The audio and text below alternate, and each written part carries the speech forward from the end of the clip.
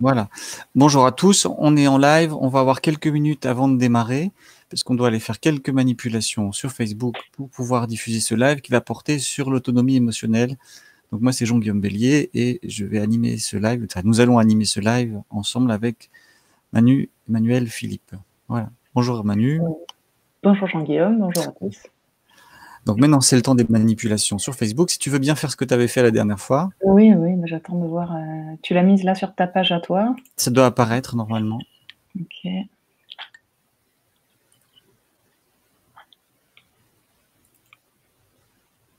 Donc là, on est en train de diffuser le live sur la page de Jean-Guillaume. Voilà, ça y est, je te vois. Hop.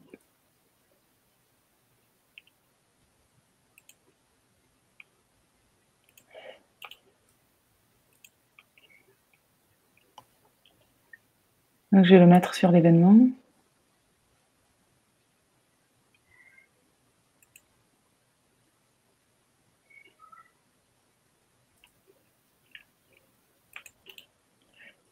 Là, je le mets sur l'événement du stage. Voilà. Et puis, je vais le mettre sur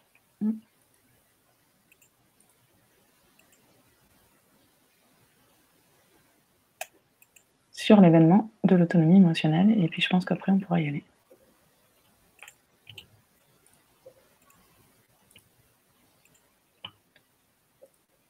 Ok.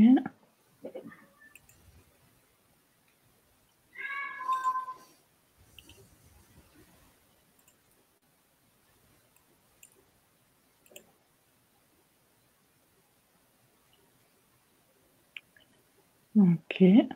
Tu peux le partager aussi sur ta page si tu veux. Fait. Déjà, moi c'est super lent pour faire.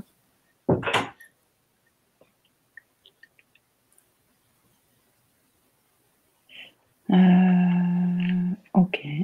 Donc il est 11h01. Et bien on va démarrer. Juste le temps que ça se termine ça.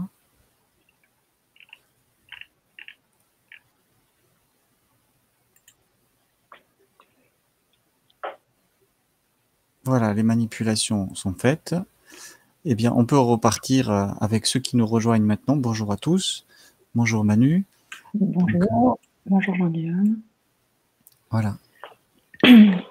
C'est parti du coup? Ouais, on peut y aller. Et ben donc, du coup, on fait une deuxième visioconférence parce qu'on avait fait déjà une première visioconférence le jeudi 26 juin sur le thème de pourquoi et comment utiliser nos ressources intérieures pour éviter le désastre planétaire et devenir résilient. Et suite à cette conférence qui a beaucoup plu, on a eu des demandes de précision. Et donc on a voulu proposer une conférence sur l'autonomie émotionnelle parce que ça nous paraît indispensable aujourd'hui de savoir de devenir autonome au niveau de nos émotions. Et donc ça va être l'objet de cette conférence où on va aborder la question de l'autonomie émotionnelle et puis aborder les raisons pour lesquelles on n'y arrive pas nécessairement aujourd'hui. Et on va préciser à la fin pourquoi c'est devenu indispensable et qu'est-ce que ça nous permet de développer. Qu'est-ce que ça nous ouvre comme possibilité, comme faculté d'arriver à devenir autonome émotionnellement. Donc avant cela, je vous propose simplement qu'on se présente. Jean-Guillaume, est-ce que tu veux te présenter rapidement? Oui, alors moi j'exerce l'activité de psychopraticien, c'est-à-dire que j'accompagne des personnes dans leurs difficultés justement émotionnelles ou personnelles, et je les accompagne dans leur transformation, la guérison de leurs blessures, pour qu'elles puissent mener une vie qui soit plus en accord avec leurs valeurs profondes, leurs aspirations. Donc ça, c'est mon activité principale. Je suis aussi passionné par les questions d'éducation, ou plutôt d'apprentissage libre, informel. À ce titre-là, j'ai co-organisé un forum de l'enfance libre de manière virtuelle pendant le confinement. Voilà pour l'essentiel de ce que je fais. Et j'anime aussi des stages où on découvre comment respecter son écologie intérieure, comment on peut respecter notre être dans toutes ses profondeurs, dans toutes ses subtilités. Voilà. OK. Et ben, Et toi, qui es-tu? moi, je suis Emmanuelle Philippe. Je suis kiné de profession initiale. J'ai aujourd'hui, cessé mon activité de kiné après avoir fait un master 2 en sciences de l'éducation, après avoir été diplômée en shiatsu.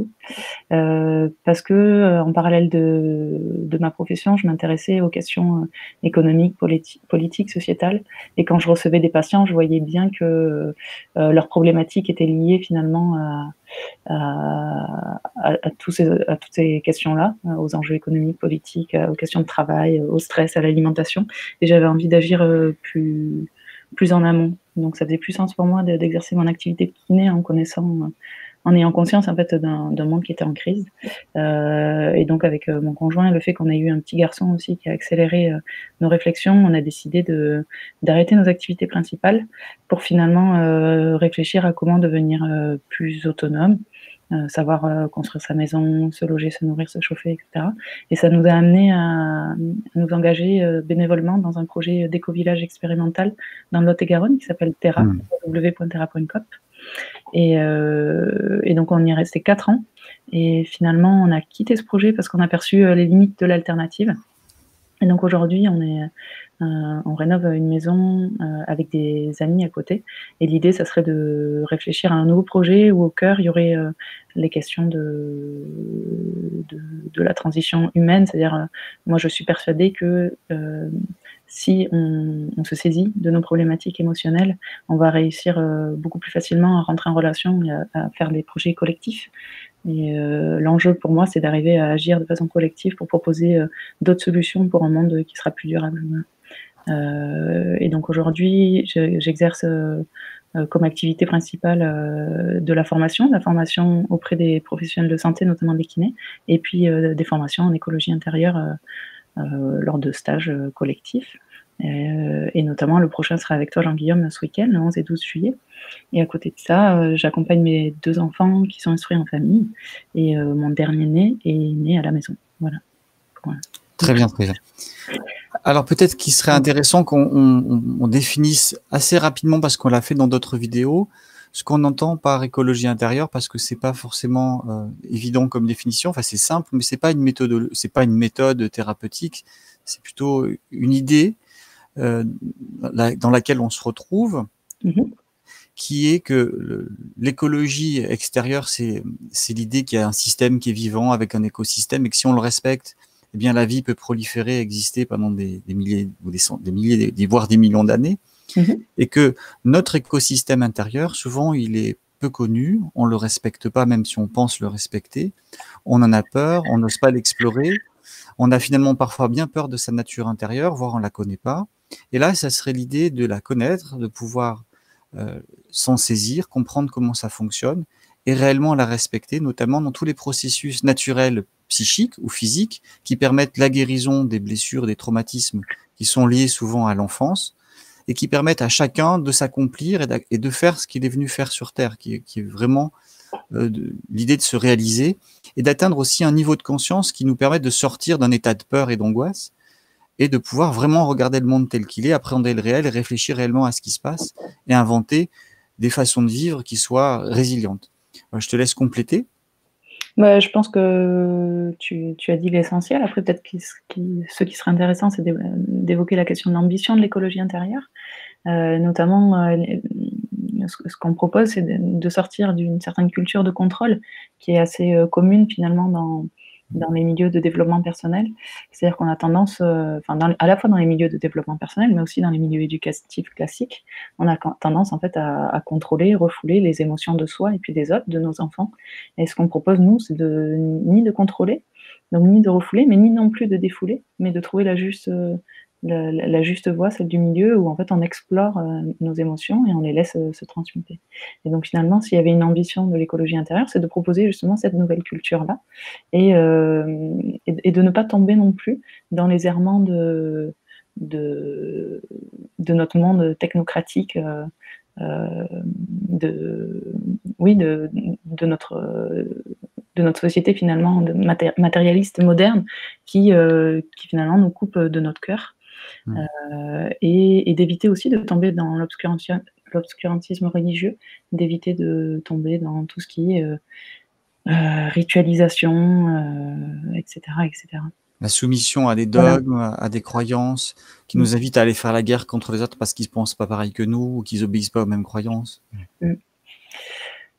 Donc voilà, en quelques mots, ce qu'on pourrait dire sur l'écologie intérieure, sachant que l'objet de cette conférence, là, c'est de pas forcément détailler l'écologie intérieure, parce qu'on a pu le faire dans d'autres vidéos qu'on pourra vous mettre en lien, en bas de la page, mais plutôt de vous parler de l'autonomie émotionnelle. Alors Jean-Guillaume, Qu'est-ce que c'est que qu'est-ce que c'est que l'autonomie l'autonomie émotionnelle? émotionnelle? Voilà. Beh, l'autonomie émotionnelle, c'est d'abord comprendre comment fonctionne notre psychisme d'une manière générale et globale. Et à l'intérieur de ce psychisme, on a à savoir qu'il y a des émotions qui sont perturbatrices et on a besoin de comprendre comment ça fonctionne. Donc c'est à la fois une question de connaissance. Qu'est-ce que c'est que des émotions? Comment ça marche? Comment ça circule? Qu'est-ce qui se passe quand on a des émotions? Et ensuite, c'est une question pour l'autonomie de mise en pratique, parce que c'est pas qu'un savoir théorique, c'est aussi une expérience intérieure qui permet d'avoir un autre rapport aux émotions. Et si on parle d'autonomie émotionnelle, c'est parce que pour beaucoup de personnes, les émotions sont vécues de manière douloureuse. Elles sont vécues comme quelque chose qui est une souffrance. Alors, euh, c'est pas forcément, ça peut être justement l'idée que ça soit autrement, qu'on va développer, et que cette autonomie émotionnelle, elle va nous amener à vivre d'une autre manière, beaucoup plus tranquille, j'ai envie de dire, beaucoup plus sereine, et on va pas vivre nos émotions perturbatrices que sont la peur, la colère et la tristesse comme quelque chose de dramatique, mais au contraire comme simplement des indicateurs qui nous donnent la piste, la route à suivre. Et donc c'est vraiment un changement de rapport à soi qu'on envisage avec cette question d'autonomie émotionnelle. Alors, est-ce que tu pourrais éventuellement donner un exemple concret, de comment ça se passe, l'autonomie émotionnelle au quotidien? Eh bien, c'est qu'habituellement, par exemple, on a l'habitude, quand on a une émotion perturbatrice, donc qu'on a peur ou qu'on est en colère, et là, on a de quoi, par exemple, en ce moment, avec la crise de Covid, je vois plein de gens qui sont complètement tétanisés par tout le flux d'informations, et certains arrivent parfaitement à réfléchir, à continuer à prendre de la distance avec ce qui se passe. Eh bien, on peut, par exemple, faire ce cheminement intérieur et retrouver le calme. Alors, je vais prendre un autre exemple que le Covid, je vais prendre un exemple personnel qui pourrait être appliqué à n'importe qui, mais c'est ma fille qui est très en colère. Elle a un moment donné où elle va pas. Alors, habituellement, on dit que les enfants font des crises, des caprices, mais si on est au clair avec ses propres émotions, on va regarder les émotions de ses enfants non plus comme des caprices, mais comme simplement l'expression d'un besoin qui n'est pas satisfait. Et si moi je suis au clair avec ma propre colère, je vais rester calme, centré, posé, et je vais lui demander ce qui se passe. Ça ne veut pas dire que je vais obéir à ce qu'elle veut sous l'emprise de sa colère, mais j'ai conscience que ça réveille pas forcément de colère chez moi. Et si c'est le cas, je vais aller m'occuper de ma propre colère, de ma propre peur de la voir en détresse. Et en faisant ça, je vais pouvoir rester disponible pour écouter son réel besoin et discuter avec elle de ce qui se passe et trouver une solution ou des solutions sans avoir, par exemple, à la punir, à la mettre dans sa chambre ou à la taper dans le pire des cas. Voilà. Est-ce que tu auras un exemple pour illustrer ce que Oui, c'est? moi je peux illustrer, parce que je le vois à la fois chez les autres et puis je l'ai aussi vu chez moi. C'est sur, notre relation au conjoint. Il y a quelques années, par exemple, je sais que je pouvais, sur certaines situations, reprocher des choses, à mon conjoint, notamment, je projetais des attentes sur lui, c'est-à-dire que je voulais qu'il soit comme, j'espérais qu'il serait, et donc je pouvais lui reprocher, je sais pas, par exemple de rentrer trop tard ou de trop boire à une soirée ou je ne sais pas, et du coup, à ce moment-là, peut-être que je lui aurais fait la gueule ou je sais pas ce que, enfin, je me rappelle plus les réactions que je pouvais avoir. Mais je sais qu'aujourd'hui, en fait, comme j'ai conscience de d'où viennent nos émotions, mais quand je ressens en fait, une émotion de colère ou de tristesse, et ben je sais qu'elle m'appartient et je sais que je rejoue quelque chose du passé. Donc je me pose la question d'où ça vient, et le fait d'aller laisser, l'émotion se transmuter, naturellement et physiologiquement, ça me donne accès, Mmh. à des clés pour détricoter en fait la problématique sur le moment. Donc aujourd'hui, j'ai une toute autre relation avec mon conjoint et puis finalement avec, d'autres personnes également, et je trouve que ça change tout parce que je vois en fait, mes amis, mes proches ou même des personnes, dans la rue qui ont des relations au conjoint et qui ne se rendent pas compte en fait des contrats tacites relationnels qu'il y a entre eux ou des transferts que l'on fait, sur chacun. Alors le transfert, c'est le fait qu'on transfère sur une personne du présent, une émotion qu'on a vécue avec une personne du passé, et nos conjoints et nos enfants, sont vraiment des personnes sur lesquelles on transfère, énormément, et Mmh. voilà. Alors, Donc je vais donner un autre exemple, si tu as fini pour le tien. oui, oui. Voilà, c'est par exemple une personne que j'accompagne et qui me témoigne dans son autonomie psychique et son autonomie émotionnelle. Elle veut apprendre quelque chose de nouveau, donc elle regarde une vidéo sur YouTube, par exemple, sur Internet, et elle sent au moment où elle est en train de la regarder qu'elle a extrêmement peur et qu'elle a le cerveau vraiment qui s'arrête, elle n'arrive plus à comprendre. Et au lieu de rester bloquée et d'aller faire autre chose, d'aller manger du chocolat ou se défouler sur son compagnon ou ses enfants, elle s'intériorise et elle va faire ce qu'on va expliquer après, ce processus de transmutation émotionnelle, d'alchimie émotionnelle. Elle le fait très rapidement et elle se rend compte en le faisant qu'en fait, elle est en train de revivre ses peurs de petite fille qui, à l'école, était maltraitée à la fois par ses parents, mais par les maîtres d'école. Et du coup, retrouvant l'origine et ressentant la force que ça a eu à l'époque, elle peut prendre la distance et surtout laisser son corps vivre la charge émotionnelle du passé. Et en quelques instants, elle retrouve sa centration, le cerveau refonctionne, elle peut à nouveau penser et poursuivre ce qu'elle est en train de faire, c'est-à-dire se former, apprendre, alors que l'instant d'avant, elle était complètement bloquée. Si elle n'avait pas eu d'autonomie, elle aurait dû attendre de venir chez son psy ou d'appeler une amie pour lui expliquer ce qui se passait. Là, elle a pu faire un processus en direct d'auto-guérison, en quelque sorte, sans avoir à faire une dépense énergétique ou une perte de temps. C'était rapide et elle peut faire ce qu'elle a à faire. Voilà. Tu veux dire qu'on n'a pas besoin de psychothérapeute, du coup? Alors, c'est une question qu'on abordera après, je pense, ou tu veux qu'on y réponde tout de suite, mais la question de la psychothérapie est essentielle. C'est-à-dire qu'être autonome n'empêche pas d'aller chercher de l'aide. Quand on a des très gros traumas et des très grosses blessures, parfois, il est nécessaire d'avoir des amis, des proches, voire un psychothérapeute ou un psychopraticien, enfin, quelqu'un qui soit formé à l'écoute, à la guérison des traumatismes, pour pouvoir nous aider à franchir des seuils où les mécanismes inconscients de protection nous empêchent d'aller voir ce qui se passe. Voilà. Et c'est dire peut-être que dans une société future, on pourra s'autonomiser tellement qu'on aura moins besoin d'aller voir des psychothérapeutes. Voilà. Et puis, le psychothérapeute qu'on a le plus, l'accompagnant qu'on a le plus, c'est soi. C'est-à-dire qu'on passe le plus de temps avec soi-même et donc on peut aussi s'auto-accompagner et avancer dans ses blocages tout seul. Donc l'un n'empêche pas l'autre, l'un n'exclut pas l'autre. C'est complémentaire à mon sens. Oui, moi, je peux témoigner que c'est possible en fait d'apprendre à transmuter tout à fait tout seul et puis de le faire au quotidien sans nécessairement avoir besoin d'un psychothérapeute. Ce qu'on se rend compte, c'est que parfois, certaines personnes ont besoin d'avoir un psychothérapeute parce qu'il y a des charges émotionnelles qui sont lourdes et notamment les manques affectifs. Voilà. Et donc, le fait d'avoir un psychothérapeute nous permet parfois d'aller de nous aider en fait à lever ces manques affectifs. Je dis juste qu'il faut faire attention de ne pas rentrer dans une question de dépendance et au contraire d'aller se poser la question de qu'est-ce qui se joue dans ma relation au thérapeute. Est-ce que j'entretiens pas en fait justement mon manque affectif? Donc si on a besoin d'un thérapeute, moi je dirais d'essayer vraiment de comprendre pourquoi on en a besoin et y aller vraiment en conscience et de ne pas rentrer de nouveau dans une logique, dans un schéma inconscient qui fait qu'on rejoue, on comble nos manques affectifs. Voilà. Et après, on peut accepter que pendant un temps, on est dépendant d'une personne qui va nous aider à franchir des seuils. Voilà. L'autre chose, c'est que parfois, on a des situations de vie où l'inconscient préfère les perturbations, les désagréments, les maladies ou les souffrances plutôt que la guérison. Et là, c'est pas forcément quelque chose de facile à lever. C'est faisable, mais on préfère la situation perturbée à une situation où on serait guéri ou transformé. Alors, on va peut-être rentrer au cœur du sujet en abordant la question de l'émotion. Alors, est-ce que tu veux bien définir ce que c'est qu'une émotion ou comment ça fonctionne? Eh ben, je commencerai peut-être en disant que si on imagine en fait un monde sans émotion, qu'est-ce que ça pourrait être? Je pense que ça pourrait être un monde qui est froid, qui est robotique, qui est rigide, sans état d'âme et où l'homme serait par exemple prêt à tout pour atteindre ses objectifs. Alors que finalement, en fait, on se rend compte que les émotions, elles nous servent, elles sont utiles, elles nous permettent d'aimer, d'être aimés, elles nous inspirent, ce sont elles qui permettent aux grands artistes de faire les œuvres qu'ils font, elles nous nourrissent, elles permettent aussi aux penseurs de penser, aux philosophes, etc. Donc pour moi, je pense que l'émotion, c'est une fonction essentielle, c'est un bienfait, c'est une sauvegarde, une protection contre les folies du monde et c'est un signal intérieur qui indique notre propre chemin.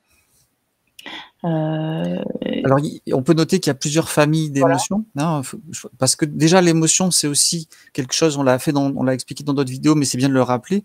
Ce sont des sens synesthésiques, physiques. On ressent dans le corps une émotion, et ensuite on nomme cet état corporel émotion. Et en gros, elles sont de nature. Il y a celles qui sont agréables, dans lesquelles normalement on aime bien être, la joie et l'amour, qui, à mon avis, sont l'état naturel de l'être humain. Il suffit de regarder les enfants. Eux, ils sont souvent, enfin, ils sont la plupart du temps dans cette joie et cet amour sans limite pour tout le monde. Et du coup, pour les émotions douloureuses, ou plutôt perturbatrices, qui sont normalement des signaux d'alerte, on en a 3 grandes catégories: la peur, la colère et la tristesse. Chacune nous indiquant une réponse physiologique qu'Henri Laborie a expliqué, une réponse quasi automatique. La peur nous invitant à fuir, la colère nous invitant à attaquer, et la tristesse nous invitant à nous replier sur nous, ce que Henri Laborie a appelé l'inhibition de l'action. Alors peut-être juste avant que tu avances, préciser que ce sont des grandes familles d'émotions, au sein desquelles on retrouve des choses. Par exemple, dans la colère, on peut retrouver l'agacement jusqu'à la haine, la perversité et le sadisme. Dans la tristesse, ça part du petit souci, de la petite tristesse, au désespoir profond et voire au suicide. La peur, c'est de la petite peur, la peur panique jusqu'à l'angoisse. Voilà. Tout à fait, tout à fait. Donc ces émotions-là sont censées venir à notre cerveau quelques instants, hein, mais bien souvent, elles vont pas venir juste quelques instants, parce que en réalité, elles reviennent du passé. Et on va le voir, on va peut-être en reparler après, mais tu l'as déjà expliqué, hein, en réalité, une émotion qui est très forte, par exemple, les gens qui vont vivre un traumatisme à un temps T, vivent un réel traumatisme avec une réelle émotion très forte, mais en réalité, ça va réveiller leur traumatisme antérieur. Je vais prendre un exemple récent. J'accompagne une personne qui vient d'être bousculée par quelqu'un en qui elle avait confiance, et donc une femme, hein, qui est bousculée, qui se retrouve par terre. Donc elle a une grande frayeur puisqu'elle a senti sa vie qui était en danger. Mais en réalité, quand on laisse venir l'émotion de peur qu'elle a vécue, ça va réveiller immédiatement tous les souvenirs des maltraitances qu'elle a subies infantiles. Et là, pour rebondir sur ce que Edwige dit, effectivement, là, moi, en tant qu'accompagnant, je vais pouvoir jouer, alors que ce soit un thérapeute ou une personne proche, on va jouer un cadre de sécurité pour lui permettre de se sentir bien entourée, pour pouvoir ressentir à nouveau une partie du trauma qu'elle vient de vivre, mais surtout qu'elle puisse retrouver les origines et se rendre compte que c'est encore quelque chose qui se répète et que ça lui fait, ça augmente en quelque sorte l'intensité de l'émotion. Sachant que les émotions sont souvent extrêmement fortes à cause de ce mécanisme de répétition du passé, et qu'elles sont souvent beaucoup plus fortes d'autant plus qu'on les contrôle et qu'on les refoule. C'est-à-dire que comme on est une société qui passe son temps à soit être zen, c'est le modèle, hein, il faut être zen, il faut être cool, il faut être gentil, soit il faut être comme James Bond pour les hommes. Alors les femmes, vous avez peut-être moins ce modèle, mais quand même, il faut être des killers dans le milieu professionnel. Donc entre ces deux polarités, celle où il faut être zen et celle où il faut être un homme d'affaires ou une femme d'affaires capable de dégommer son prochain, il y a peu de place pour le sentiment. Et du coup, on a des grands refoulements, et quand on a des grands refoulements, ça va générer des grands défoulements. Et ces défoulements vont prendre différentes formes. Alors ça peut être des passages à l'acte extrêmement violents, ça peut être de la dissociation jusqu'à la folie. Et si c'est très refoulé, ça peut être des maladies. Voilà. Donc on est dans un monde où pour moi, il y a peu d'autonomie émotionnelle parce qu'il y a peu de connaissances émotionnelles et beaucoup de souffrances accumulées. Est-ce que tu veux développer un peu ce que ça fait quand on refoule des émotions? Oui, bah, justement, j'allais partir là-dessus. En fait, si on refoule une émotion, déjà, une émotion, étymologiquement, ça veut dire ex movere, ça veut dire faire sortir. Donc l'émotion, en fait, elle s'exprime dans tous les cas. Donc soit on l'exprime de façon calme, sereine, soit elle s'exprime potentiellement corporellement. Donc si on la refoule, en fait, l'émotion qui est interdite, en fait, elle ne meurt pas. Elle agit, elle continue à agir dans notre inconscient, via nos comportements, via nos prises de décision, ou via notre corps. Et donc souvent, certaines personnes pensent qu'en en refoulant, on n'a plus l'émotion. En fait, on pourrait faire l'analogie avec un fleuve qui se jette dans la mer. Si on met un barrage, donc on imagine, hein, que les émotions, ce fleuve qui va dans la mer, si on met un barrage au niveau de notre fleuve, en imaginant qu'on va bloquer notre émotion, en fait, l'eau, elle continue à arriver. Donc à un moment donné, soit elle va commencer à déborder, soit ça va carrément casser le barrage. Et à ce moment-là, on a des émotions qui prennent la forme de plutôt extrêmes et explosives. Et moi, je l'ai vu dans des milieux alternatifs où on pratique des formes de développement personnel qui sont basées seulement sur le contrôle, où en fait ces personnes qui pensent être au clair avec leurs émotions sont les plus violentes, les plus explosives parfois.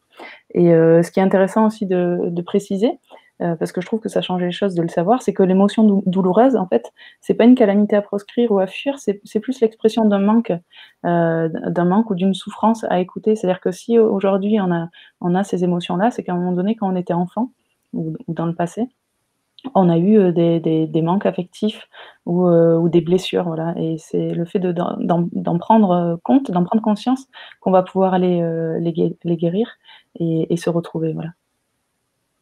Oui, c'est-à-dire que c'est important de bien voir que c'est une culture collective dans laquelle on vit du déni des émotions et du refoulement des émotions qui commence chez les enfants.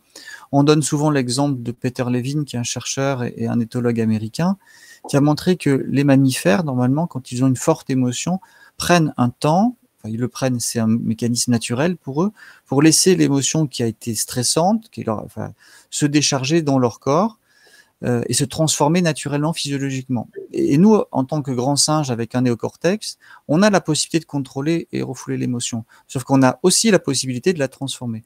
Donc là, il s'agit de développer une conscience de soi, où on est à la fois un mammifère qui est capable de laisser ce processus naturel se faire, et en même temps de rester extrêmement capable de réfléchir, de penser, d'analyser ce que font pas comme nous les antilopes, quoi. Elles ont notre façon d'interagir dans le monde. Alors peut-être qu'on peut en venir au cœur de l'alchimie émotionnelle, finalement, Oui. préciser ce que c'est. Alors c'est Yann Thibault qui est à l'origine de l'écologie intérieure, en tout cas l'écologie intérieure dont on parle, parce qu'il y a plusieurs personnes qui évoquent l'écologie intérieure, qui a posé ce terme d'alchimie émotionnelle en référence à l'alchimiste, notamment par exemple l'alchimiste, on pense à l'alchimiste de Paulo Coelho, où les alchimistes consistaient à essayer de transformer le plomb en or. Et Yann, qui a fait beaucoup de recherches là-dessus, finalement s'est rendu compte que cette notion de transformation du plomb en or, ça serait finalement quelque chose de symbolique, pour dire que on fait une transformation intérieure. C'est-à-dire que ce qui nous plombait, nos émotions perturbatrices, le fait de les transmuter, de les transformer, nous permettent de nous découvrir, d'amener une autre personne, de révéler en fait nos facultés psychiques. Et donc cette notion d'alchimie émotionnelle, c'est le fait de transformer des émotions qui sont perturbatrices en leur opposer, qui vont nous donner accès à de la puissance, de la sérénité, du calme, de la sagesse, etc. Donc peut-être que tu peux préciser un peu plus, Jean-Guillaume? Oui, c'est vraiment le terme fait référence à un processus complètement naturel qui permet vraiment de passer d'un blocage, d'une tension, d'une crispation dans laquelle on s'est mis pour réagir. Par exemple, si j'ai peur, normalement, je me tends, je me crispe jusque dans mon ventre pour pouvoir ensuite agir, par exemple, fuir ou attaquer.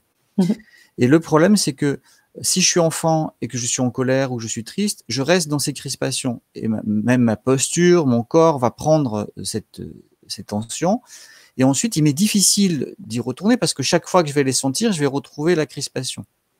Je vais retrouver la tension.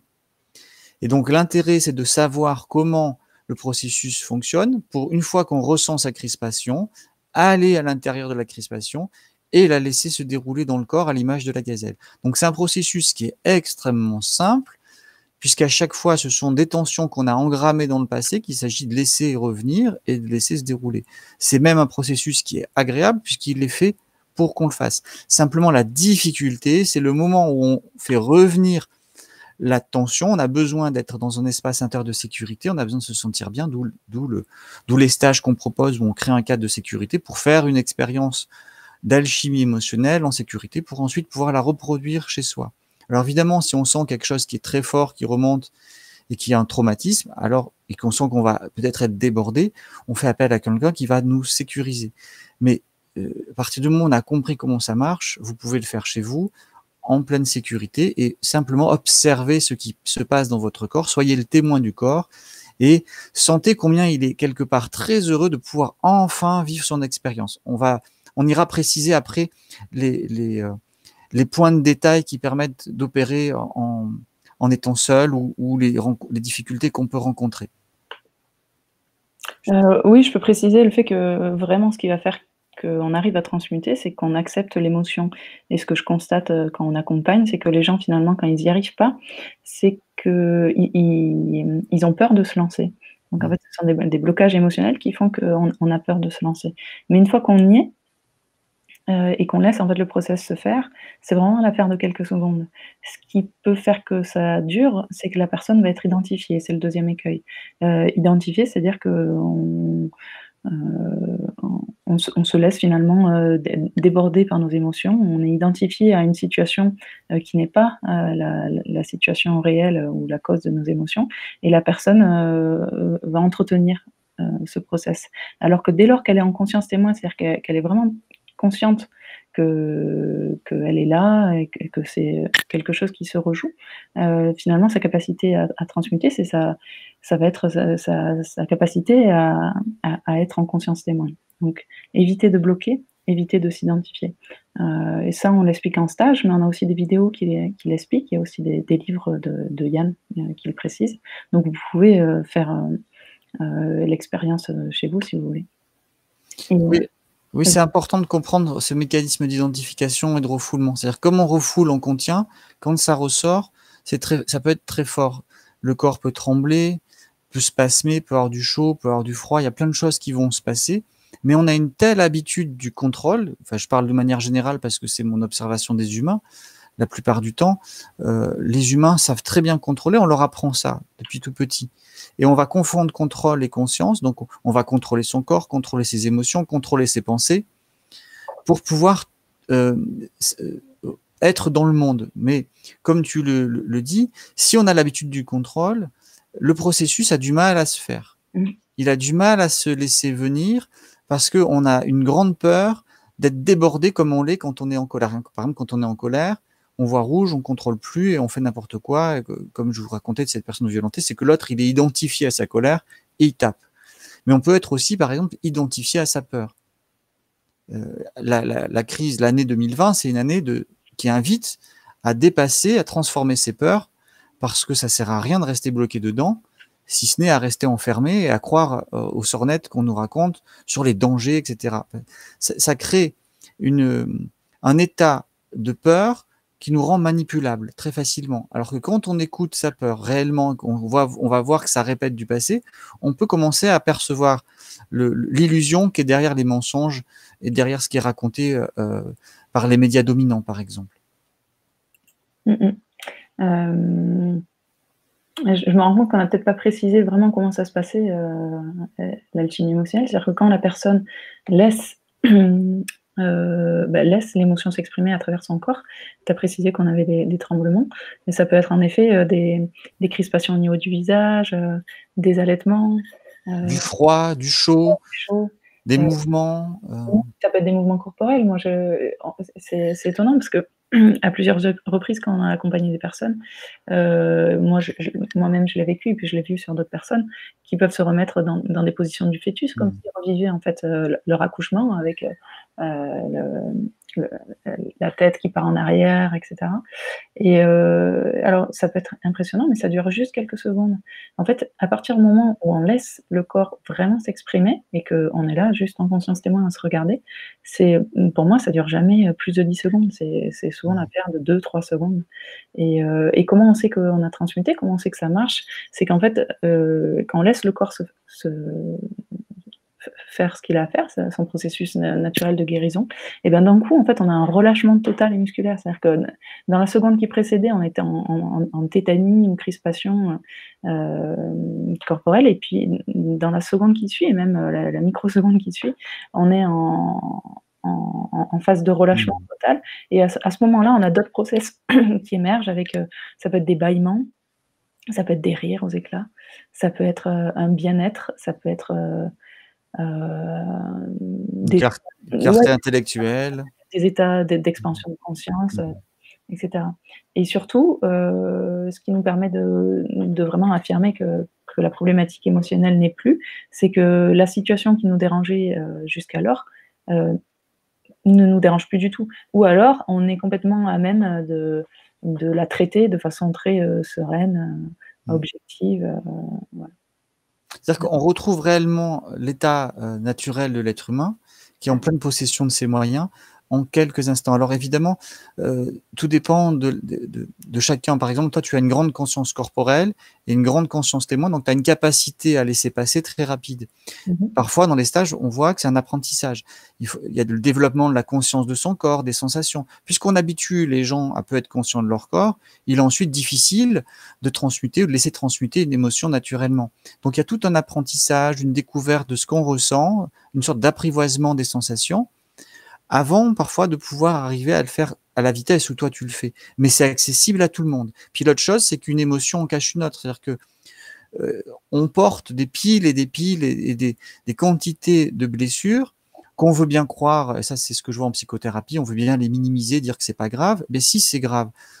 L'enfance telle qu'elle est vécue aujourd'hui par une majorité d'enfants, Mmh mh. même si elle paraît correcte, est marquée par des tas de violences, qu'elles soient familiales, alors celles qu'on va dénoncer, des maltraitances physiques, euh, les maltraitances psychiques, et puis des violences institutionnelles que sont l'école, parce que ça exerce une violence sur les corps, le fait même de rester assis, de ne pas bouger, de devoir obéir tout le temps. Ça crée ce pourquoi c'est fait, l'obéissance, mais en attendant, l'émotion et le corps des êtres humains qui sont passés par là est passé dans une sorte de moulinette où les tensions sont extrêmes. Et donc, retrouver ces endroits-là va faire qu'on ne va pas en retrouver un en une fois. On va peut-être en retrouver des dizaines, des centaines, et que, en fait, c'est pas si grave que ça. C'est simplement à chaque fois qu'on sera perturbé, qu'on sentira qu'on a une incapacité à se réaliser, à faire ce qu'on aime, on va pouvoir s'en occuper, comme tu le décris, avec facilité et avec plaisir. Et on ne sera pas à dire, mon Dieu, il va falloir que j'aille chez mon psy dans une semaine, j'ai encore trouvé quelque chose, et qu'est-ce que je fais avec ça?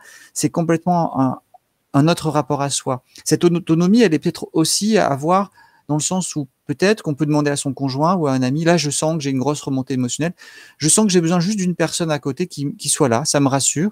Ça peut être des moyens aussi de s'autonomiser pour aller vers quelque chose où on sera réellement en paix avec son inconscient, enfin en tout cas avec la remontée des blessures de son inconscient et que ça fait partie de la vie d'aller s'en occuper.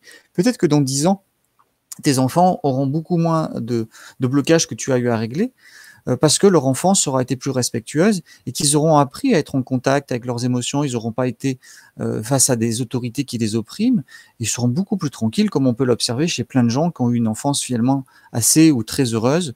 Et ça serait intéressant de comparer l'état émotionnel des Suédois, par exemple, Mmh mh. avec l'état de stress des Français. Et on voit bien, par exemple, pendant la crise du virus, les Suédois ne semblent pas avoir cédé à la panique. Oui, alors juste préciser que les Suédois, pourquoi tu parles des Suédois? C'est que les Suédois, il y a 40 Mmh. ans, ont mis en place une loi à l'échelle Mmh, nationale mmh, mmh. qui interdit, toute forme de violence, physique, même psychique, sur les enfants. C'est-à-dire qu'il est interdit de donner une fessée ou une claque, chez les enfants et enfin, sur les enfants, et les enfants ne connaissent d'ailleurs même pas ces termes-là. Mmh. C'est Hem, un documentaire qui s'appelle Même qu'on est imbattable, qu'on vous invite à aller voir. Euh, la sur internet. réalité de Marion Coeur, qui est la réalisatrice qui est vraiment au fait du sujet et qui a fait quelque chose là d'exceptionnel, parce qu'elle permet vraiment de prendre conscience de ce qui se passe au sein même d'une société. Donc ça permet d'avoir tout d'un coup une distance avec nous-mêmes et avec le collectif dans lequel on est immergé. On a d'ailleurs interviewé, Marion Querc, dans le cadre du forum de Oui, l'enfance libre. vous On pouvez pourrait retrouver. mettre la vidéo ou Voilà, vous pouvez retrouver ça sur mon site www.l'atelierdelebélier.com et ça vous renvoie sur la vidéo qui a été créée dans le forum de l'enfance libre avec l'association de l'enfance libre à Mulhouse. Voilà. Peut-être juste préciser que, on a tous des processus, naturels qui nous sont propres. C'est-à-dire que moi, je transmute différemment que toi, Jean-Guillaume, et que vous Mm. tous, et puis que chaque émotion se transmute aussi différemment. On ne transmute pas de la peur ou de la colère de la même façon, enfin, voilà. Et donc de ne pourquoi je vous dis ça? C'est que souvent, quand nous, on peut faire des démos, les gens ont tendance à vouloir, essayer de reproduire, Mm. nos propres process, alors qu'on vous invite, plutôt, de trouver vos processus, personnels, voilà.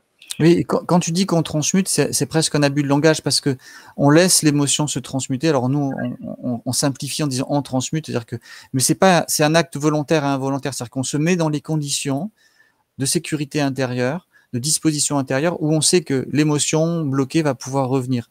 Et c'est cet état-là qu'on recherche, c'est l'état dans lequel on a à la fois la perturbation et la sécurité. Et dans cet état-là, l'émotion peut arriver. Peut-être qu'on peut passer aux questions des écueils à la transmutation. Oui, alors on a déjà quand On a, même oui. abordé plusieurs écueils, notamment le fait qu'on refoule, on contrôle, et c'est ce qui fait qu'on n'arrive pas à aller ressentir l'émotion. On a évoqué l'identification à l'émotion, c'est-à-dire. Alors, je voudrais reprendre peut-être sur le refoulement, Oui, préciser un point. C'est quand on a vécu des gros traumatismes, on a des mécanismes de survie qui sont la dissociation. Donc, quand on vit des traumatismes, je vous ai expliqué, on contrôle son corps, on contrôle ses émotions, on contrôle ses pensées. C'est des réactions naturelles pour se mettre en sécurité.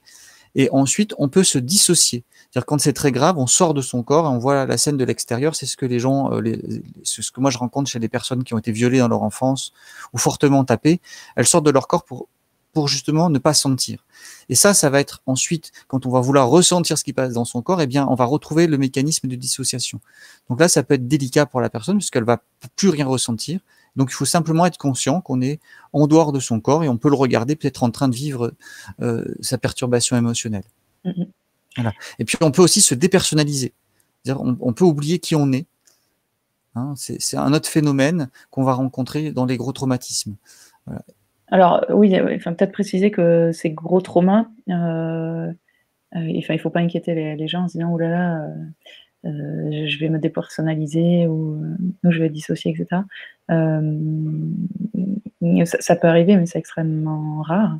Bah, en même temps, la dissociation, elle peut être à différents degrés. La dépersonnalisation, on la connaît tous. Par exemple, ce sont des phénomènes qui mènent même à des états d'expansion de conscience, la dépersonnalisation, quand ils sont vécus avec conscience et pas sous la contrainte. Voilà. Donc, ce sont des états complètement naturels, ce sont des mécanismes naturels. Simplement, là, il est important de les repérer comme des mécanismes de contrôle et d'évitement du ressenti. Et donc, c'est se réapproprier petit à petit les sensations du corps, revenir dans le corps, dans les sensations, pour revenir à qui on était et ressentir ce qui se passe. Et du coup, là, le processus de transmutation peut avoir lieu. Mais voilà. Souvent, on bloque parce que les gens ont peur de s'ils accueillent la colère, qui vont casser la figure de tout le monde, ou qui vont vraiment s'énerver, ou au contraire, si ils abordent une émotion de tristesse profonde, ils ont peur de se mettre à pleurer, etc. Alors qu'en fait, c'est pas du tout le cas. C'est-à-dire que dans la seconde où on s'autorise à laisser l'émotion s'évacuer, se transmuter corporellement, et ben en fait le corps fait son process, et il n'y a pas de ça. Moi, j'ai pour ainsi dire quasiment jamais vu de pleurs en accompagnement. Il y a des larmes qui montent aux yeux, Voilà. et c'est important ce que tu dis, c'est parce que beaucoup de gens pensant respecter leur écologie intérieure se disant bah, puisque j'ai contrôlé mes émotions pendant des années, bah, je vais aller pleurer. Alors ils vont en forêt, puis ils pleurent, mais ça transforme pas, ça soulage temporairement, mais ça règle pas le noyau intérieur qui était à l'origine du blocage. Dans ce qu'on décrit, il y a réellement une transformation neurobiologique dans le cerveau. Il y a quelque chose qui mute. Alors que si on se laisse pleurer, c'est mieux que rien, j'ai envie de dire, mais c'est comme crier, taper sur un coussin, quoi. Ça fait du bien temporairement, ça évite de taper sur ses gamins ou sur sa compagne, mais ça règle pas le problème à la racine. Ça l'a juste temporairement arrêté. Alors que si on fait ce processus intérieur, on règle quelque chose dans la psyché. Donc on a de l'autonomie émotionnelle et une autonomie psychique aussi, de l'autonomie de guérison. Alors il ne faut pas tomber non plus dans l'écueil, le troisième écueil, qui est de théâtraliser l'émotion, c'est-à-dire de forcer l'émotion à venir pour s'en débarrasser, ou l'exacerber, ou la théâtraliser. Voilà. Ça, c'est le troisième écueil. Et puis l'écueil qu'on constate aussi, c'est que parfois les gens projettent l'émotion sur le processus même de transmutation. C'est-à-dire qu'on a peur d'avoir peur, donc on la laisse pas venir. Ou ouais, voilà. Ça, c'est le mécanisme le plus important. C'est-à-dire que souvent, d'ailleurs, moi, je commence à accompagner les gens sur leur peur d'avoir une émotion. Parce que il y a souvent des souvenirs de l'enfance où petit, la personne a eu une émotion forte, de colère, par exemple, et elle s'est pris une torgnole. Ça suffit, c'est terminé. Elle aura un interdit d'accéder à son émotion à l'âge adulte. ou elle a été très triste, elle a pleuré, et puis elle a été envoyée dans sa chambre, ou elle n'a pas reçu d'affection à ce moment-là. Donc, on commence souvent par le premier état qui est là. Donc, si vous êtes derrière l'écran et que vous écoutez cette vidéo, que vous avez envie d'essayer, peut-être que vous avez peur d'essayer, ben, sentez votre peur. Et en sentant votre peur, vous allez déjà régler ce premier niveau, qui est la peur même du processus. Mmh. Euh, ça me fait penser aussi qu'on peut aborder la question des blocages internes inconscients. C'est-à-dire que si par exemple, vous qui êtes derrière l'écran, vous dites: «OK, allez, ce soir, j'essaye dans mon lit tranquillement», et au moment où vous voulez essayer, ben, en fait, vous vous endormez. C'est un classique, hein. Ouais. Alors, tu veux préciser, pourquoi les gens s'endorment? Bah, ce sont des mécanismes automatiques. Je parlais de dissociation, de choses comme ça. Ce sont des protections qui ont été mises en place. Il y a une partie de l'inconscient qui est pas encore prêt, parce qu'il y a quelque chose, qu'il y a une grosse charge, il y a un gros trauma, ou il y a quelque chose d'inquiétant pour une partie du conscient et de l'inconscient. Donc il y a un blocage. Et c'est pas grave. Ça fait partie de l'apprentissage de l'autonomie. D'apprendre. Alors là, on enseigne plutôt ça dans les stages avancés où on explique la méditation naturelle. C'est apprendre à aller explorer ces zones d'endormissement. Et petit à petit, la conscience revient. C'est-à-dire qu'on accepte de s'endormir parce que peut-être le corps a besoin à cet endroit-là de dormir. Et puis il dort. Tout d'un coup, on revient. Ah tiens, je me suis endormi. Le processus reprend. Et puis ça se rendort. C'est comme si on retraversait des zones d'inconscience avec ce qu'on a maintenant de conscience de soi. Donc ça sert à rien de se fouetter parce qu'on s'endort. C'est juste faire le constat et puis avoir l'intention de rester éveillé pour aller voir ce qui se passe. Mmh mh. J'aimerais bien préciser le fait que souvent quand on bloque, par rapport au processus, c'est souvent des croyances qui sont associées. Ces croyances sont liées à des traumas qu'on a pu vivre. Donc je m'explique. Si par exemple, bah, c'est ce que tu disais tout à l'heure, bon, je veux bien essayer je veux bien essayer après la vidéo de transmuter, mais je suis sûre que ça va pas marcher chez moi. OK. Donc moi, ce que je vous conseille, c'est de prendre cette phrase: «Je suis sûre que ça va pas marcher chez moi», et de vous dire: «OK, ça me rappelle quoi dans mon passé, cette phrase de "je suis sûre que ça va pas marcher chez moi"?» Et vous allez retomber, en fait, sur un trauma, et le fait d'aller guérir ce trauma va vous permettre d'avoir un tout autre regard sur, sur cette expérience. D'autres vont dire, je sais pas, «Oh, c'est pas possible, c'est pas possible». OK, mais ça veut dire quoi, c'est pas possible dans mon passé? Voilà. Juste préciser ça parce que je le constate, Oui, systématiquement. c'est très important l'analyse que tu proposes qui fait partie de l'autonomie émotionnelle et psychique. C'est-à-dire de se rappeler que quand on a des croyances, qu'on adhère à des idéologies, elles sont basées sur des souvenirs et des expériences de notre passé. Donc c'est en permanence ce qu'on est en train de revivre du passé qui se rejoue. Ça, c'est une donnée essentielle de l'autonomie psychique. C'est vraiment ce que je vis, du présent est toujours en lien avec mon passé et me rappelle. Enfin, mon cerveau va chercher en permanence dans des souvenirs quelle est l'opération la plus intéressante à faire au présent, le comportement le plus adapté par rapport à ce que j'ai déjà vécu. Donc, si j'ai la version pensée, c'est-à-dire que le niveau de croyance, il y a un niveau en dessous où il y a la version émotionnelle qui est oubliée. Ça se transforme en pensée, c'est l'étage du dessus. Et je te propose, Jean-Guillaume, comme on arrive à 3/4 d'heure de vidéo, Mmh. de passer, aux points, qui sont assez intéressants, à savoir, ben, que par expérience qu'on découvre, et puis, c'est que finalement le fait de transmuter, laisser transmuter les émotions nous donne accès à des facultés, psychiques, d'ordre différent. Est-ce que tu veux commencer à les lister et puis après on peut C'est-à-dire que le processus naturel, pour moi, redonne accès à notre nature. Il ne s'agit pas de développer des surcapacités, ça nous fait juste accéder à qui on est réellement. Donc c'est le paradoxe, c'est qu'on se rend compte qu'en fait, nous sommes des êtres divins, parfaits, vous mettez le mot que vous voulez, on est des êtres complets, mais nos conditionnements sociaux, culturels, la façon dont on est élevé, accompagné quand on est enfant, nous coupe de notre nature véritable. Alors je schématise, peut-être que vous sentez encore en lien avec votre nature véritable, mais à chaque fois qu'on opère le processus ou qu'on laisse faire le processus de transmutation, on retrouve qui on est. Alors qui sommes-nous réellement?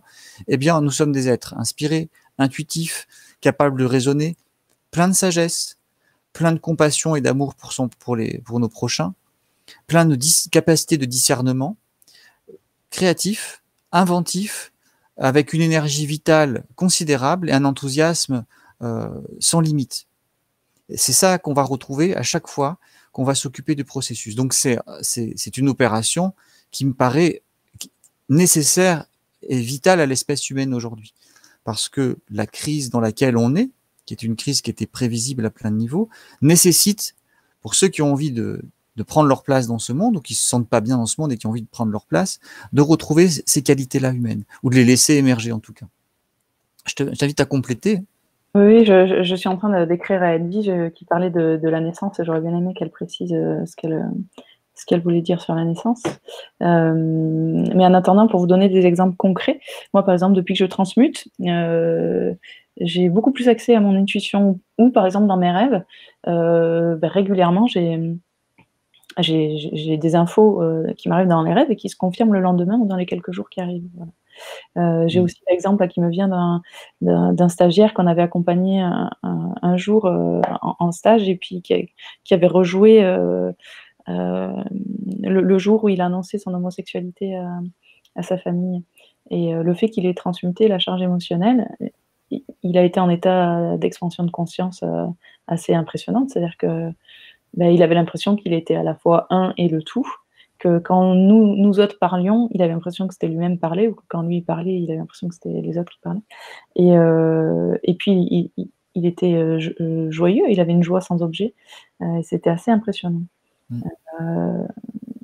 Tu veux donner d'autres exemples, Jean-Louis ? Oui, alors il y a des exemples, par exemple, je pense à une personne que j'ai accompagnée, une jeune femme qui avait un compagnon, un partenaire dans la vie, qui était très jaloux. Et sa jalousie faisait que elle se soumettait à ça au point où le fait même de sentir qu'elle pouvait trouver des hommes beaux et attirants dans la rue lui était impossible. Donc elle se contrôlait dans ses pensées et ça la rendait, ça la faisait vraiment souffrir. Et le fait de pouvoir revenir dans le passé, qu'est-ce que ça, et retrouver l'origine, et de laisser la transmutation se faire, elle a retrouvé ses facultés, elle s'est dit mais c'est complètement n'importe quoi, c'est pas parce que je vois des hommes beaux dans la rue que je l'aime pas, j'ai des réactions biologiques naturelles de trouver les hommes attirants, c'est pas parce que je les trouve attirants que je trompe mon copain. Mais elle s'était mise dans une situation d'enfermement, et là elle a pu en sortir, elle a pu sortir de cet enfermement intérieur. Oui, je veux bien qu'on aborde aussi le deuxième exemple, parce que je l'ai moi-même vécu, sur le fait que quand on commence à transmuter, on peut avoir accès ou rentrer en relation avec des défunts. Oui, alors ça c'est quelque chose qui est un peu mon quotidien dans ma pratique d'accompagnant. Du coup, je suis allé chercher des ouvrages ou des gens qui avaient cherché là-dessus. Quand les gens ont des gros traumatismes, des grosses blessures, mais quasiment tout le monde a des blessures plus ou moins fortes, le fait d'aller les sentir va nous mettre en connexion avec un autre espace à l'intérieur de nous. Et dans cet espace apparaissent des défunts, des proches, des grands-mères, des pères ou des frères morts, voilà. Et là, ils sont souvent vus dans une ambiance avec beaucoup de lumière et un amour débordant pour le vivant. Et ce processus, moi, je le vois quasi chaque semaine avec les gens que j'accompagne. Il est complètement spontané, c'est-à-dire que je ne dis pas aux gens d'aller voir quoi que ce soit, il n'y a aucune induction en ce sens-là. C'est au moment où la personne touche à sa grande crispation, l'être qui est mort apparaît et vient délivrer un message d'amour, de soutien, et il y a un ressenti qui s'accompagne à ce moment-là. Comme si le processus naturel de guérison du corps, de l'être, se faisait à plusieurs niveaux, et qu'il y a un niveau, alors les sceptiques, rationalistes, matérialistes penseront que c'est un processus d'imagination, de création, et peut-être que c'est pas que ça, c'est peut-être aussi réellement une mise en lien avec d'autres mondes. Et là, on ne va pas développer la question, hein. Il faudrait qu'on fasse carrément un sujet que là-dessus. Mais je vous renvoie par exemple dans la littérature à Alan Botkin, qui est un psychiatre américain, tout ce qu'il y a de plus sérieux, qui a mis au point une méthode qui s'appelle la communication induite après la mort, une thérapie révolutionnaire pour communiquer avec les défunts. Alan Botkin, qui développe ça. Alors, il utilise le MDR. Et moi, je l'ai lu parce que j'arrivais j'observais dans ma pratique d'accompagnant la facilité avec laquelle l'être humain entre en relation avec ce que moi j'appellerais l'autre monde. Ouais, je veux juste préciser que quand tu cites Botkin ou même je pense à Charbonnier, le professeur Charbonnier à Toulouse, qui lui propose de dialoguer éventuellement avec des défunts via l'hypnose. Là, Botkin lui parle de MDR. Nous ce qu'on dit, c'est qu'on constate dans notre pratique et dans notre expérience que ça arrive de façon naturelle et spontanée, sans induire quoi que ce soit. C'est-à-dire que moi, je peux le faire au quotidien, mais je le vois aussi sur d'autres personnes, sans nécessairement ma présence ou sans forcément la présence de Jean-Guillaume. C'est-à-dire qu'on n'induit rien, c'est vraiment des processus naturels. L'autre point, par exemple, qui me paraît important, c'est qu'on a une société où on a besoin de pouvoir parler, communiquer, réfléchir, agir avec nos proches, que ce soit nos enfants, etc. Et combien je vois de personnes qui sont dans l'incapacité, qui sont inhibées dans la possibilité de dire ce qu'elles pensent. Elles ont tellement été habituées à dire, à obéir, que soit ça sort sous forme d'énorme colère, soit sous forme de fuite. Ah ben, chacun sa vérité avec le geste. Hein, c'est ta vérité, je veux pas discuter.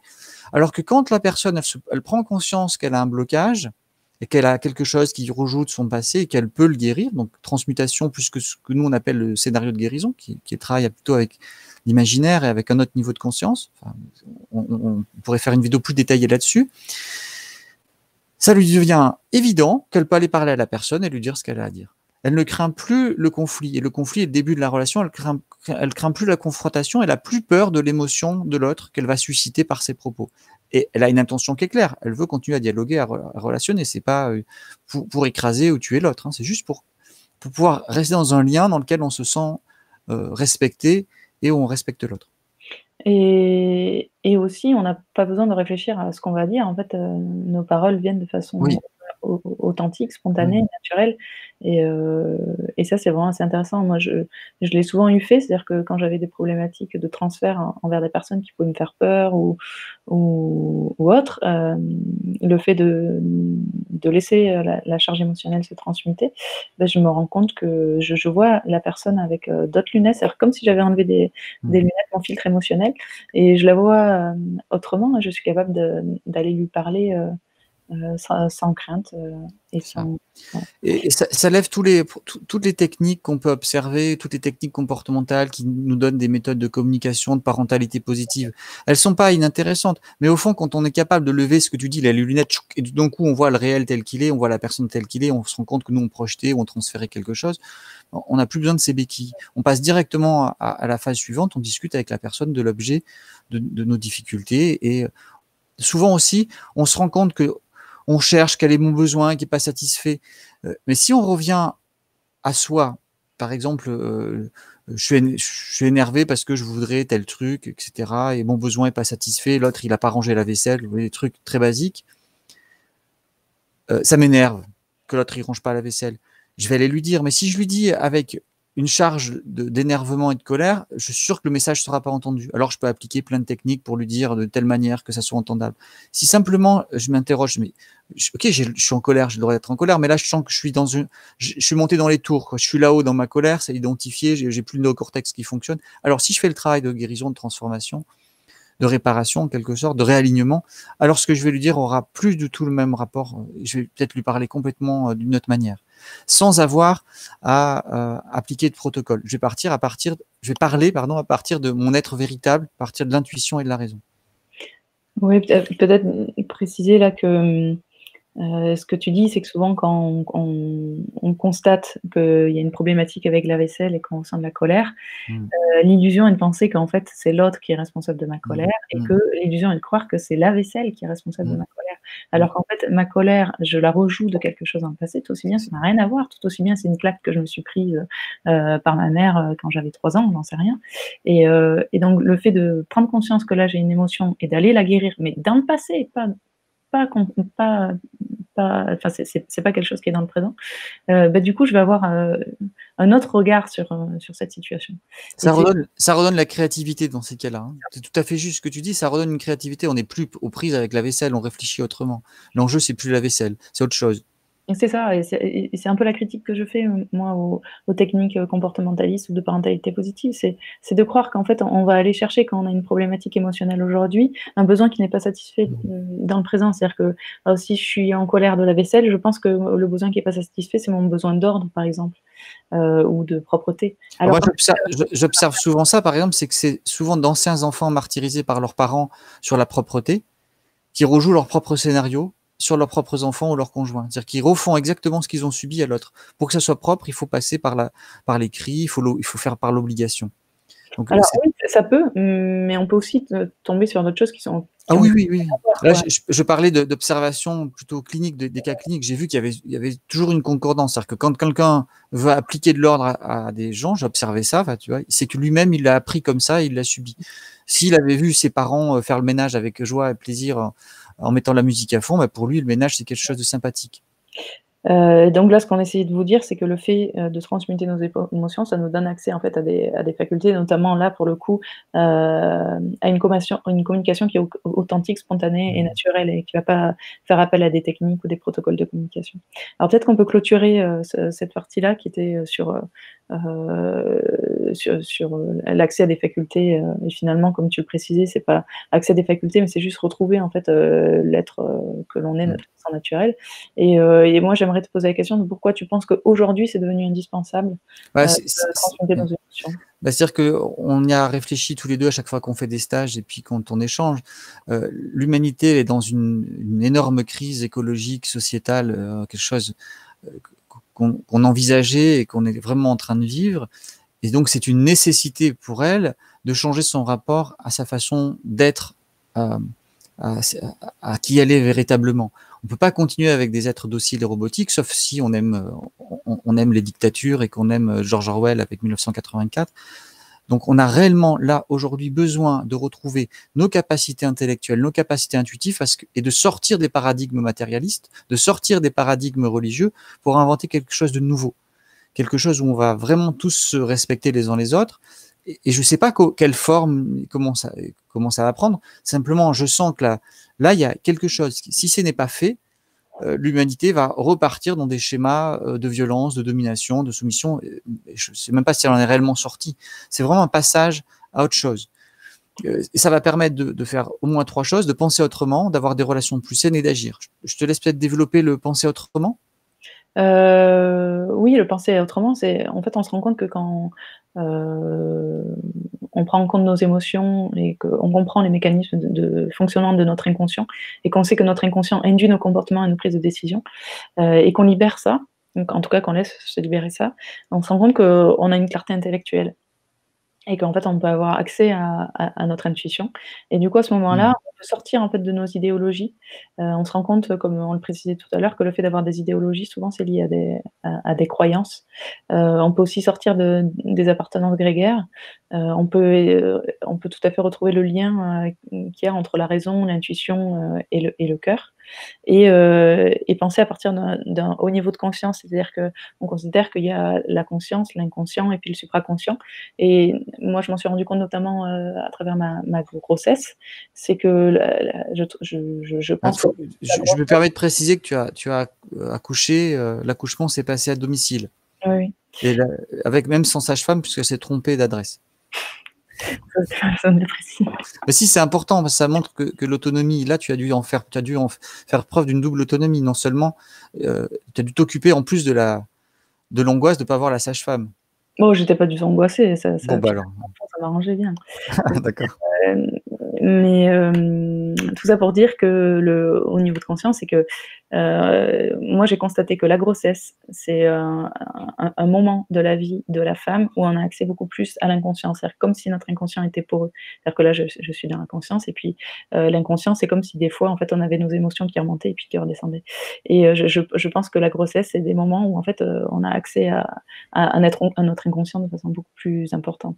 Et donc le fait de libérer nos problématiques émotionnelles inconscientes nous donne accès en fait à du supraconscient, c'est-à-dire que je suis beaucoup plus intuitive, je sais beaucoup plus ce qu'il faut faire ou pas faire, et c'est en ce sens-là que je disais que le fait de libérer nos émotions nous permet de penser à partir d'un niveau de conscience. Et alors, je m'entraîne à le faire, par exemple, dès que j'ai des choses importantes à faire, des choix professionnels ou des projets de vie personnels importants où bah, je peux avoir mon niveau de conscience de voilà quand Manu parle de façon consciente et puis après mon niveau de conscience où ben je laisse mon intuition parler et j'ai pas du tout les mêmes informations qui arrivent. C'est vraiment un niveau de sagesse supérieur entre guillemets si on peut vraiment parler de supérieur. Ça, donc, c'est un point qui est essentiel. Le deuxième, c'est des relations plus saines. C'est-à-dire que, tu l'as bien expliqué, je vais le redire en une phrase, hein, nos mémoires inconscientes font que nous répétons des programmes automatiques dans nos relations et ça nous limite. Donc ça, c'est vraiment important d'aller les désamorcer, les dénouer. Ça nous permettra de sortir de la peur et de l'obéissance. Et de plus, c'est-à-dire que l'obéissance, c'est obéir à qui? on arrêtera d'obéir à des autorités extérieures pour obéir à ce qui est juste en nous, parce qu'on pensera à partir de nous et pas à partir d'une idéologie ou d'un extérieur qui nous dit ce qu'il faut faire. Les relations plus saines, c'est éviter de faire souffrir nos proches. On leur rend leur responsabilité émotionnelle et on reprend la nôtre. Mais on n'a pas des comportements non plus pervers ou manipulateurs à l'insu de nous-mêmes.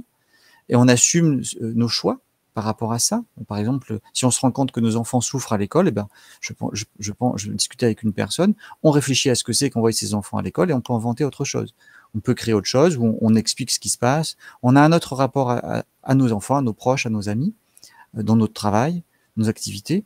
Et puis, on va sortir de ce qu'on appelle les contrats tacites. Les contrats tacites de relations qu'on développe dans les stages. Alors moi, je le développerai dans le stage que je fais à Perpignan du 27 au 31 juillet. J'aborderai cet aspect-là parce qu'on crée, à cause de nos croyances et de nos blessures, des contrats tacites. Par exemple, on peut en citer un seul. C'est des contrats de soumission. Une personne est en relation avec une femme et un homme sans relation.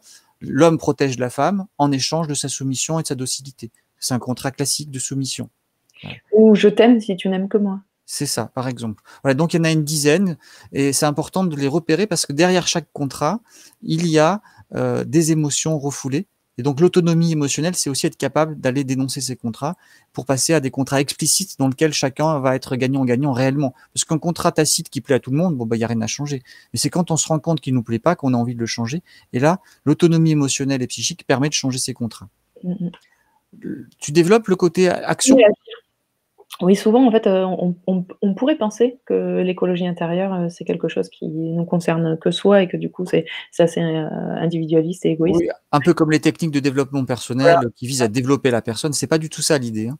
Non, en fait, au contraire, moi, je me rends compte que plus je guéris mon inconscient et plus je suis au clair avec moi-même et plus, en fait, j'ai envie d'agir pour les autres, pour la société. C'est-à-dire que je prends vraiment ma responsabilité de ce pourquoi je suis là et ça m'amène à faire des choses qui sont pas nécessairement centrées sur moi et bien au contraire. Donc en fait, finalement, c'est de partir d'un stade individuel et grégaire entre guillemets pour aller plutôt vers un stade plus collectif. Tu voulais développer la collaboration que cite Pablo Servigne, Jean-Guillaume, toi?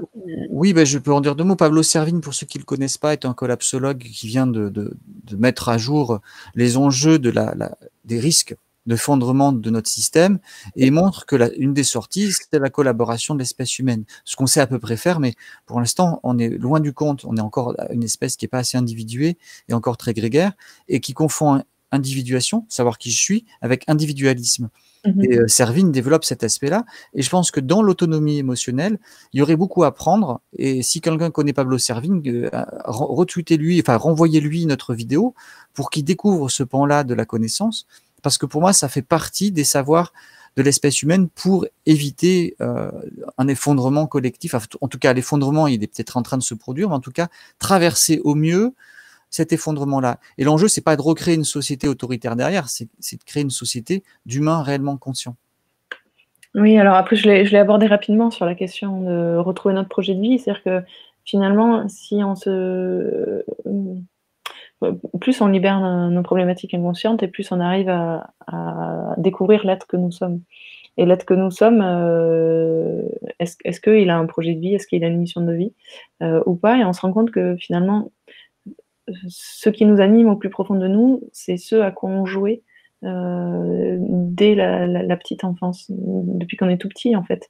Et lors de nos stages, on invite les personnes à se reconnecter à leur projet de vie, à leur mission de vie, notamment en se rappelant ce qu'ils faisaient, ce qu'ils aimaient quand ils étaient petits.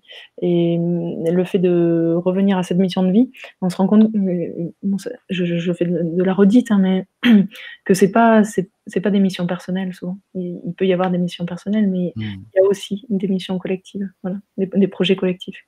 Oui, oui, c'est souvent ce qu'on observe et ça renvoie à la question de la responsabilité. C'est-à-dire que l'autonomie émotionnelle dont on parle aujourd'hui, c'est reprendre notre responsabilité à la fois individuelle, notre responsabilité émotionnelle, pour passer à quelque chose d'autre collectivement, individuellement. Ça veut vraiment pour moi dire descendre, si je mets le mot descendre, je ne sais pas s'il est juste, mais en tout cas c'est aller à l'intérieur de soi, dans des endroits où a priori notre société ne nous invite pas à aller, puisqu'elle nous invite plutôt à nous divertir, à sortir vers l'extérieur pour voir n'importe quoi, alors que, enfin, en même temps, elle nous a confinés, mais en nous confinant, elle nous disait de regarder Netflix, quoi. Enfin, tu vois, c'est le paradoxe, quoi. Alors qu'on peut aller à l'intérieur de soi pour trouver ces zones de nous qui ont été blessées, les laisser se guérir et descendre encore plus en profondeur jusqu'à ce qu'on touche à un endroit de nous qui soit un socle inébranlable, quelque chose qui soit comme du roc, quelque chose qui puisse traverser les épreuves, les difficultés, parce que c'est ça qu'on est venu expérimenter. Et l'expérience terrestre qu'on a choisi de vivre aujourd'hui est particulièrement intéressante, parce qu'on a ces possibilités-là de le faire, alors que pendant des siècles, les seules choses que les humains pouvaient faire, c'était des actes religieux en craignant un dieu vengeur ou des dieux vengeurs. Aujourd'hui, on a accès à une possibilité de compréhension de notre façon de vivre qui va nous permettre de vivre d'une autre manière sur Terre. Ah, ça vient illustrer ce que je disais, c'est rigolo.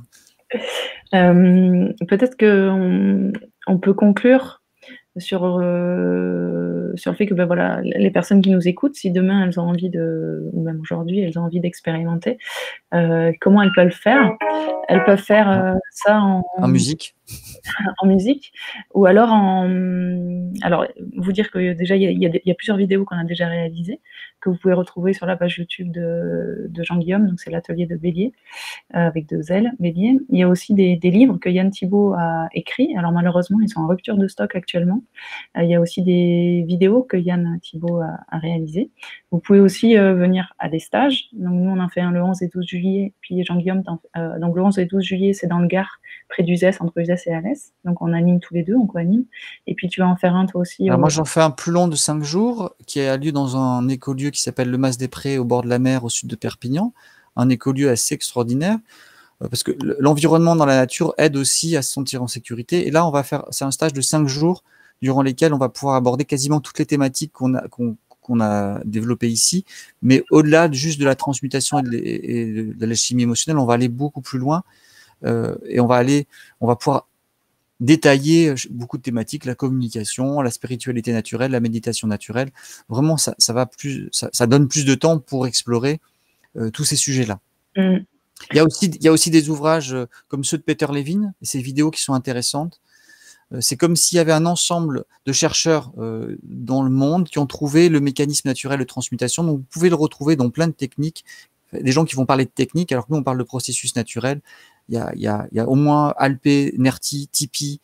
Il y a plein de thérapeutes qui s'en servent sans le savoir. Il y a par exemple le massage sensitif. Moi, j'ai observé que le processus naturel avait lieu. Donc, il y a plein de connaissances et d'outils qui permettent d'y accéder. Nous, on parle plutôt de processus naturel pour en redonner la responsabilité et la possibilité de l'utiliser pour chacun.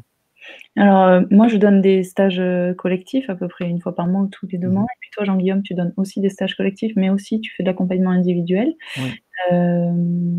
Sachant que quand on fait des stages, on propose aussi après ce qu'on appelle le service après-vente un petit peu. C'est-à-dire que si des personnes ont besoin d'avoir plus de renseignements ou autres, et ben, ils peuvent toujours nous contacter. Mais toi, précisément, tu accueilles au quotidien potentiellement des... Oui, c'est mon activité. L'activité de psychopraticien, c'est d'accompagner les gens justement dans la possibilité de guérir leurs blessures. Alors, j'utilise un ensemble de connaissances et à chaque fois, le processus naturel est actif à l'intérieur. La chimie émotionnelle se produit, mais c'est tout un ensemble de savoirs qui permet d'aller guérir souvent des traumatismes plus anciens, plus profonds, et d'élargir le champ de la guérison. Les stages, c'est de l'enseignement, c'est de la transmission, et c'est de l'expérience pour apprendre à le faire seul. Mon but, comme le tien, c'est pas simplement faire psychopraticien, je trouve ça passionnant, mais c'est que je suis pris dans un tout, et ce tout, s'il mute pas, s'il change pas, pour moi, c'est un mur collectif dans lequel on va aller, une société de dictature.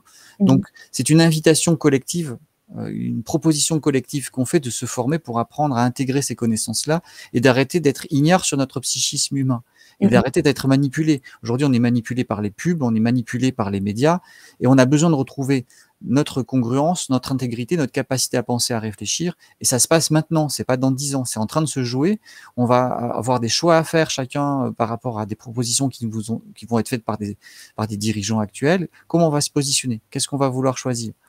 Et ça, c'est important, non pas de faire l'autruche et de se voiler la face, c'est de regarder la réalité, d'aller explorer ce que ça nous fait, de voir ce que ça fait répéter dans nos émotions et de s'en occuper. Donc, y arriver seul, c'est un but, Mais si vous avez besoin de temps d'apprentissage, alors moi je suis là en séance individuelle et puis il y a plein d'autres thérapeutes qui existent en France, profitez-en. Et puis Manu et moi, on est là en stage. Invitez-nous si vous avez envie, on vient faire des stages dans les régions où vous êtes et on apprend à vos amis, à vos proches à le faire, parce que c'est aussi une des difficultés, c'est quand vous êtes tout seul à le faire, bah, vous vous sentez un peu isolé. Et si vous avez votre famille, vos amis qui commencent à intégrer le processus, bah, ça devient beaucoup plus simple. On accompagne aussi des écolieux à le faire si jamais vous le souhaitez. Ouais. Ouais, et puis dans le but de se faire aider et des stages, c'est aussi qu'on apprend en faisant. C'est-à-dire que les stages sont théoriques et pratiques. C'est-à-dire qu'on apprend en voyant, par mimétisme. Quand on voit des gens qui ont des émotions qui se transforment, eh bien on se rend compte de comment ça marche et on voit la facilité et la simplicité. Donc ça devient quelque chose, c'est plus un truc tabou, ah, les émotions, mon Dieu, qu'est-ce qui va se passer? Je vais pleurer, voilà. Et on apprend aussi en accompagnant. C'est-à-dire que dans les stages, on vous met en situation d'accompagner une personne qui a des émotions dans un cadre qui est sécure et qu'on vous garantit cette sécurité. C'est-à-dire que si c'est difficile, on prend la main et on prend le relais. Mais tout le monde est en capacité d'accompagner une personne qui a des émotions. Et c'est important de se rendre compte qu'on est tous capables de le faire. C'est en quelque sorte les premiers secours émotionnels qu'on apprend. Et c'est nécessaire. Parce qu'on, évidemment, dans les cas les plus compliqués, on a envie d'aller voir des psychothérapeutes, des choses comme ça. Mais qu'est-ce qu'on fait quand on a quelqu'un qui est en détresse émotionnelle? La plupart du temps, le cœur parle, on va le prendre dans les bras, on le sécurise. C'est juste ça qu'on réapprend parfois à faire avec un peu plus de détails. Ok, alors on vous invite soit à venir en stage, soit à regarder nos vidéos, à lire des livres. N'hésitez pas aussi à les partager, à les diffuser, à les renvoyer dans des milieux où vous savez que ça peut intéresser des gens qui sont des influenceurs. Comme ça, l'information se diffuse. C'est aussi le but de cette vidéo. C'est que l'humanité a besoin maintenant de se saisir de cette information. Donc, aidez-nous, participez plutôt à la diffusion de ce changement d'humanité. Et puis, il y a aussi un autre point qu'on a oublié dans les stages, c'est qu'Yann Thibault, qui nous inspire beaucoup, organise un festistage au mois d'août dans un écolieu. Donc, tout ça, vous le retrouvez, je vais mettre le lien de mon site, hein, et vous retrouvez tout ça, je mets ça, voilà, c'est sur mon site, toc, voilà. Mon site, c'est www.l'atelierdebélier.com et vous pouvez diffuser et partager ces informations. Eh bien, merci de nous avoir écoutés et puis à bientôt. À bientôt.